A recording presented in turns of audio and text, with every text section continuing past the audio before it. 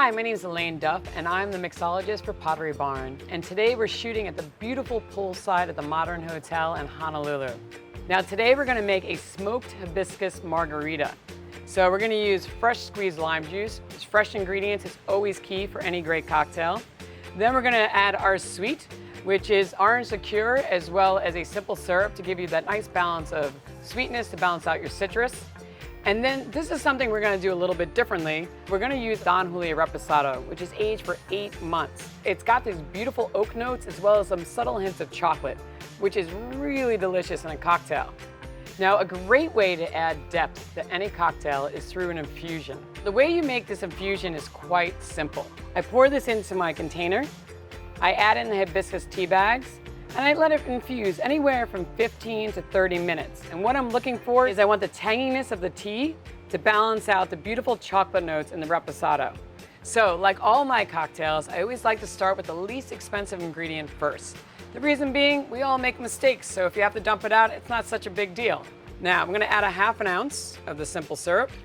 I'm gonna add a ½ ounce of my orange liqueur.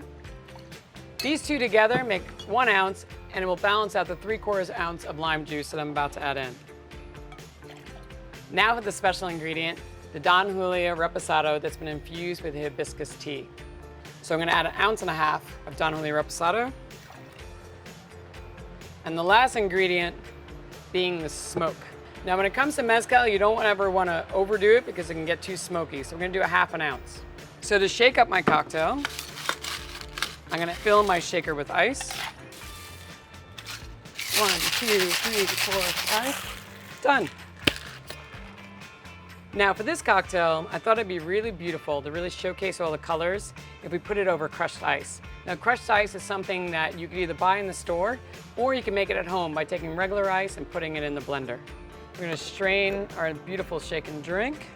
Now look at the color, it's just so pretty. Now with any great cocktail, we also need a beautiful garnish. So for this one, I took a ½ lime and cut it in the shape of a flower, put a slit on its backside so it can rest on the edge of the glass. Now with crushed ice, you especially want to use a straw. So one of my favorite straws is a metal straw because it actually stays as cold as the drink. And there you go, the smoked hibiscus margarita.